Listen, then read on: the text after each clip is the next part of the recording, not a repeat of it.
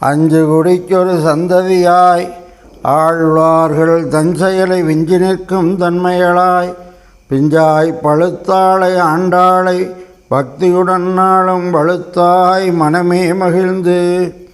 எம்பெருமான் தன்னுடைய அவதாரங்களிலே சாதிக்க முடியாத ஞானத்தை வழங்க முடியாத சம்சாரிகள் எம்பெருமானையே எதிர்த்து நிற்கக்கூடியவர்களாக இருக்கக்கூடியவர்களை திருத்துவதற்காக சஜாதியர்களாக இருக்கக்கூடிய மனிதர்களை இந்த பூவுலகுக்கு அனுப்பி வைத்தார். அந்த அவர்களுக்கு எம்பெருமானே மயர்வரம் மதிநலம் அருளினன். அந்த மயர்வரம் மதிநலம் அருளப்பெற்ற ஆழ்வார்கள், அந்த ஆழ்வார்கள் 11க்கும் ஸ்ரீதனமாக ஒரே ஒருத்தியாக பிறந்தவள் ஆண்டாள் நாச்சியார்.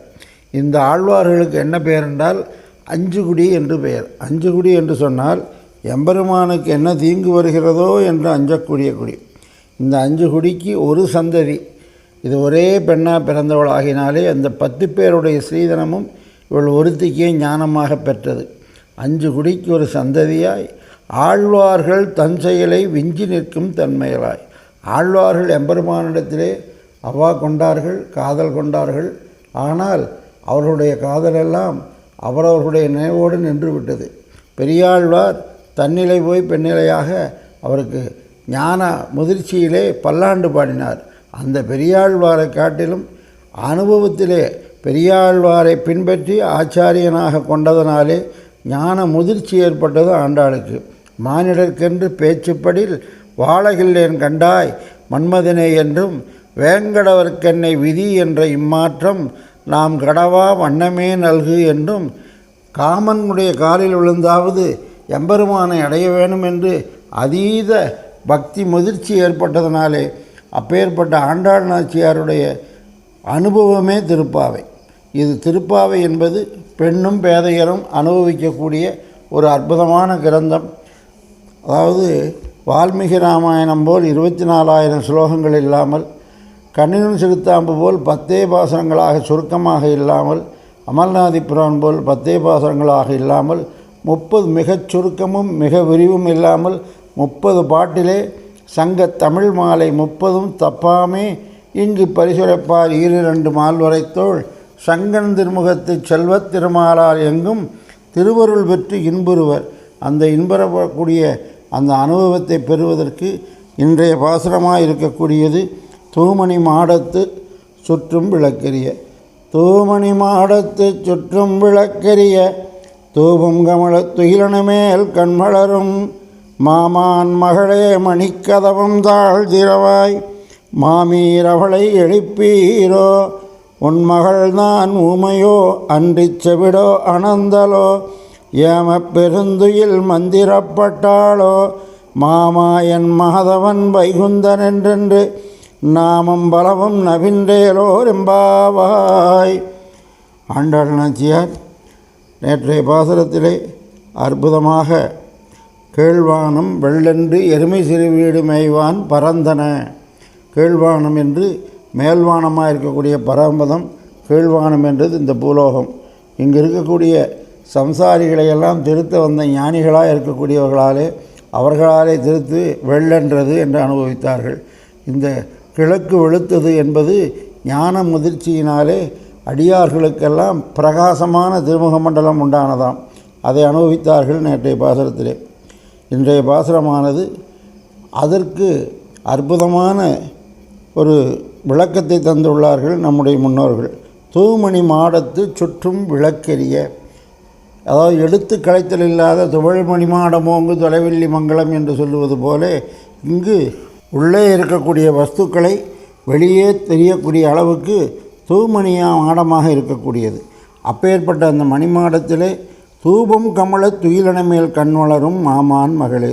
தூபம் நல்ல வாசனையோடு இருக்கக்கூடிய வாசனை திரவியங்களோடு புகை மூட்டம் இருக்கக்கூடிய அளவிலே அங்கு துயில் அணைமேல் கண் வளரும் மாமான் மகளே. நல்ல உயர்ந்த துயிலணை மென்மையான படுக்கை மீது நித்திரை செய்யக்கூடிய புனைமை துயில் அணைமேல் கண் வளரும் மாமான் மகளே, அம்மான் பெண்ணே என்று அழைக்கின்றார்கள். மணிக்கதவம் தாழ்திரவாய், நீ எப்பேற்பட்ட கதவை உள்ளே படுத்திருக்காய் என்று சொன்னால் நாங்கள் வெளியிலிருந்து பார்த்தாலே நீ உறங்குவது தெரிகிறது.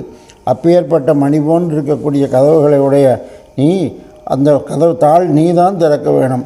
உடனே உள்ளே இருந்த அம்மா நீங்களே திறந்து விட்டு வாருங்களே என்று சொல்வது போலே கையை காட்ட நீ தான் வந்து திறக்க வேண்டும், மணிக்கதவும் தாழ் திறவாய்.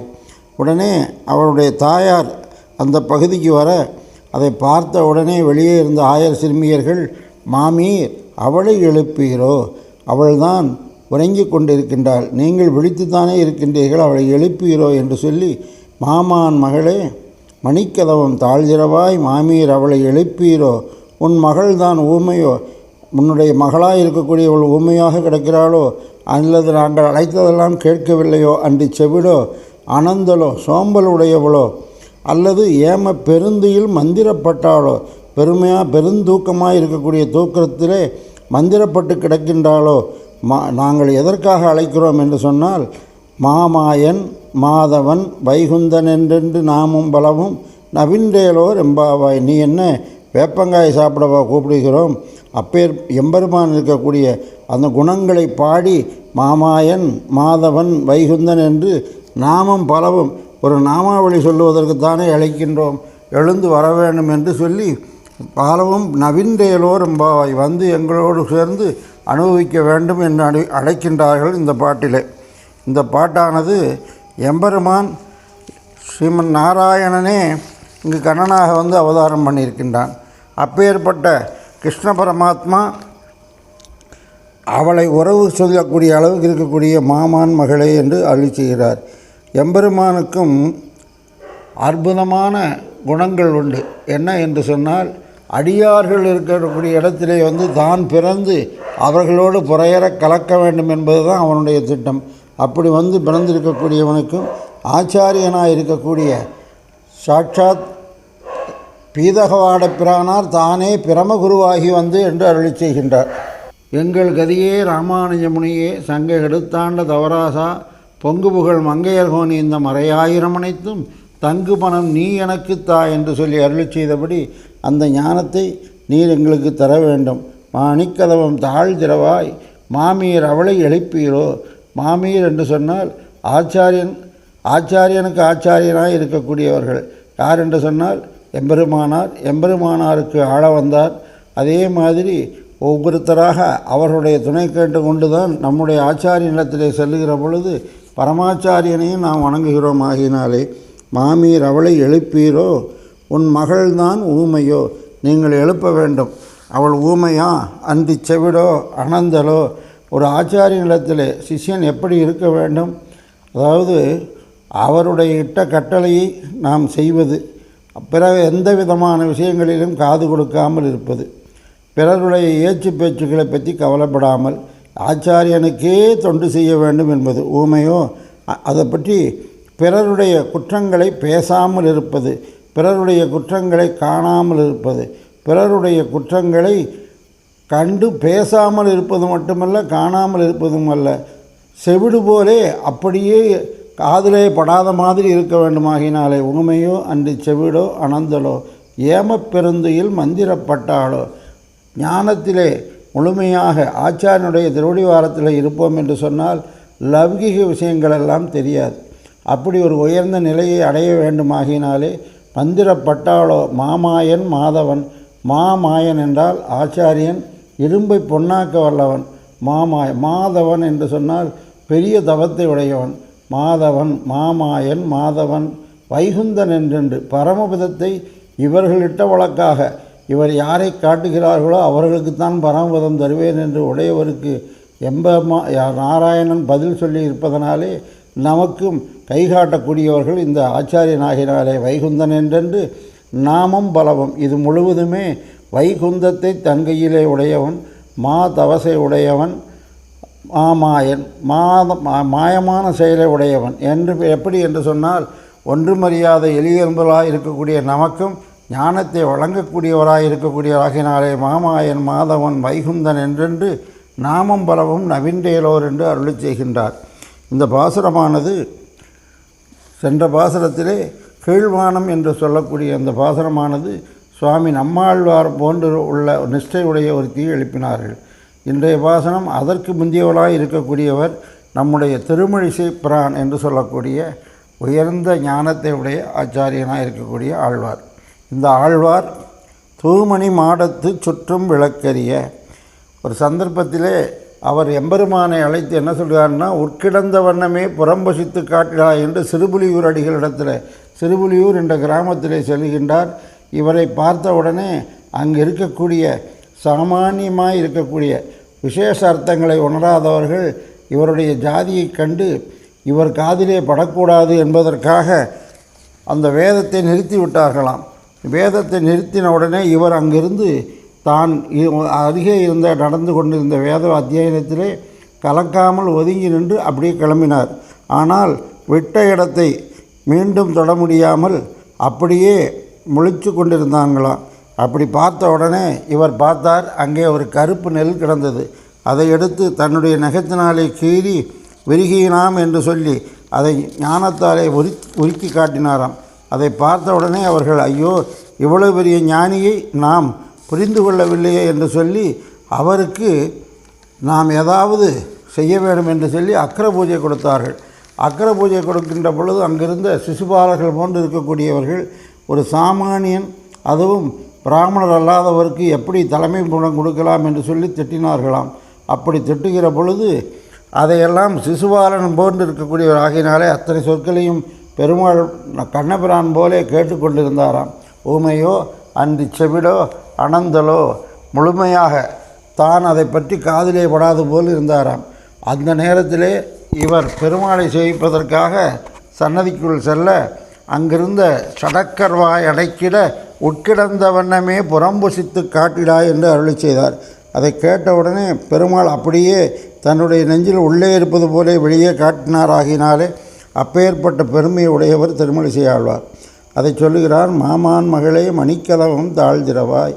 அதாவது இந்த எம்பெருமான் ஆழ்வார் இருக்கின்றாரே, மாமான் மகளே என்று சொல்லக்கூடியது ஆண்டாள் பெருகு வம்சத்திலே அவதாரம் பண்ணினவர். அதே மாதிரி திருமழிசை பிரானும் பெருகு வம்சம் என்று சொல்லக்கூடிய, அதாவது தானும் அதிலே அவதாரம் பண்ணினார். மாமான் மகளே என்பது பொருந்தும்.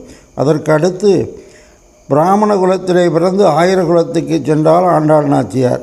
ரிஷி குலத்திலே பிறந்து பிரம்பன்குடிக்கு சென்றார் திருமழிசை ஆழ்வார். ஏனென்று கேட்டால் ஒரு பிறவியிலே இரு பிறவியாக இருக்கக்கூடியவர்கள். கோப ஜென்மம் பிராமண ஜென்மம் இழுக்கென்பார்க்கு பண்டநாளில் பிறகு உள்நாட்டு தேசிரை என்று அருளி செய்தாராம். அப்படி பிராமண ஜென்மம் வேண்டாம் என்று சொல்லி ஆழ்வாரும் அவர்தம் திருமகளாரும் கோப ஜென்மத்தை ஆஸ்தானம் பண்ணினார்கள் என்று அருளி செய்தாராகினாலே அப்பேற்பட்ட தன்மை இவருக்கும் உண்டு என்று அருளி செய்கின்றார். அதே மாதிரி மாமாயன் மாதவன் யார் என்று சொன்னால் மாமாயனாக இருக்கக்கூடியவர். இவர் சக்கரத்தினுடைய அம்சமாக இருப்பதனாலே சாட்சாத் ஈஸ்வரனே தனக்கு வரம் கேட்கோ நான் தருகிறேன் என்று சொல்லுகிற பொழுது அதை எனக்கு வேண்டாம் என்று சொல்ல அவருக்கு இருவருக்கும் வாதப்போர் முட்டி கடைசியில் யுத்தமாக மாறியது. அப்பொழுது தன்னுடைய பெருவிரல் நெகத்தை கிள்ளி அதை சக்கரமாக அனுப்பி வைத்தார் என்றும் அதை எம்பெருமான் நாராயணனே அவர்களுக்கு சமாதானம் செய்தார் என்பது அவருடைய சரித்திரமாகினாலே மாமாயனாக இருக்கக்கூடிய இந்த திருமழிசை ஆழ்வார், மாமீர் அவளை எழுப்பீரோ உன் மகள்தான் ஊமையோ அன்றி செவிடோ அனந்தலோ ஏமப்பெருந்தியில் மந்திரப்பட்டாளோ. இந்த ஆழ்வார் நண்புவியில் 4800 வாழியே என்று சொல்லி ஞானத்தில் மட்டுமல்ல யோக திசையிலே தான் அமர்ந்து கொண்டு சாக்கியங்கற்றோம் சமணங்கற்றோம் சங்கரனார் ஆக்கிய ஆகம நூல் ஆராய்ந்தோம் என்று சொல்லி பலவிதமான கிரந்தங்களை படித்தாலும் கூட கடைசியில் நாராயணனே பரம்பொருள் என்று சொல்லி உணர்ந்து திறம்பேன்மின் கண்டிய திருவடிதன் நாமம் மறந்தும் புறந்தொழா மாந்தர் என்கையாலே இறஞ்சியும் சாதுவராய் செர்மின் நமனும் தன் தூதுவரை கூவி செவிக்கி என்று அருளி செய்தார் நான்முகன் திருவந்தாதியிலே. சாக்கியம் கற்று சமணங்கற்று தன்னுடைய வாழ்நாளிலே பல 100 ஆண்டு 1000 காலங்களை கழித்தவராகினாலே, அதாவது ஏம பெருந்துயில் மந்திரப்பட்டாளோ. அது மட்டுமல்ல, இவருக்கு எப்பொழுதுமே துயிலனை மேல் கண் வளரும் அந்த எம்பெருமானிடத்திலே முழுமையான ஒரு ஈடுபாடு உண்டு. கச்சி என்றும் வெக்கா என்றும் திருக்குடந்தை என்று சொல்லக்கூடிய கும்பகோணம், இந்த 3 திவ்ய தேசங்களில் மட்டுமல்ல, அதாவது இன்னும் எத்தனையோ திவ்ய தேசங்கள், அத்தனையும் எதை பாடினார் என்று சொன்னால் முழுக்க எம்பெருமானுடைய பள்ளி கொண்ட கோலத்தையே பாடினாராகினாலே அப்பேற்பட்ட இந்த திருமழிசை ஆழ்வார் ஏம பெருந்துயில் மந்திரப்பட்டாலோ மாமாயன் மா தபனாக 4800 வருஷம் மா தபமுடையவர் வைகுந்தன் வைகுந்தன் என்று சொன்னால் சாட்சாத் அந்த வைகுந்தத்தை தன்னுடைய அடியாராக இருக்கக்கூடிய கணிகண்ணன் என்று சொல்லக்கூடிய எம்பெருமானுடைய அடியார்களை காட்டிலும் ஆழ்வாருடைய அடியாருக்கு ஏற்றம் என்பதை காட்டுவதற்காக யதோத்காரி எம்பெருமான் அந்த இடத்திலே சொன்ன வண்ணம் செய்த பெருமாளாக கணிகண்ணன் போகின்றான் காமர் பூங்கச்சி மணிவண்ணா நீ கிடக்க வேண்டும் துணிவுடைய சென்னா புலவனம் போகின்றேன் நீயின் பயனாகப்பாயை சுருட்டிக்குள் என்று சொல்ல எம்பெருமான் அப்படியே சுருட்டி கொண்டு அவர் பின்னே சென்றார். ஆகினாலே அப்பேற்பட்ட குணத்தை உடையவர் வைகுந்தத்தை தான் உடையவர் மட்டுமல்ல, வைகுந்த நாதனையே தான் சொன்னபடி கேட்க வைத்தவர். அது மட்டுமல்ல, கும்பகோணம் என்று சொல்லக்கூடிய திருக்குடந்தைக்கு சென்றார். அவர் பள்ளி கொண்ட கோலத்தை பார்த்த உடனே நமக்கு முகம் கொடுக்காமல் இப்படி பள்ளி கொண்டிருக்கின்றாரே என்று சொல்லி நினைத்து நடந்த கால்கள் நொந்தவோ நடுங்க ஞான மேனமாய் கிடந்த மெய் குலுங்கவோ கிடந்தமால் வரைச்சுரம் கடந்த கால் பறந்த காவிரி கரை குடந்தையுள் கிடந்தவாறு எழுந்திருந்து பேசு என்று சொன்னவுடனே ஆழ்வாருடைய சொல்லுக்கு கட்டுப்பட்டு அப்படியே நிமிர்ந்தாராம். உடனே வாழிகேசனை என்று சொல்ல துயில் அணைமேல் கண் வளரக்கூடிய எம்பெருமான் படுத்த மாதிரியும் இல்லாமல் எழுந்த மாதிரியும் இல்லாமல் அர்த்த சயனத்திலே பள்ளி கொண்டிருக்கக்கூடிய நிலைமையை பார்க்கின்றோம் இன்றும். இது ஆழ்வாருக்கு கட்டுப்பட்டு அவருடைய சொல்லை தாம் கட்டுப்பட்டு இருப்பது. அது மட்டுமல்ல, ஆழ்வாருடைய பெயராக இருக்கக்கூடிய திருமழிசை பிரான், திருமழிசை ஆழ்வார் என்ற பெயரை அமுதாழ்வார் என்று தாம் பெற்றுக்கொண்டு ஆழ்வாருக்கு திருமழிசை பிரான் என்று திருநாமத்தை கொடுத்தாராகினாலே அவ்வளவு பெருமைகளை உடையவர் திருமழிசை ஆழ்வார்.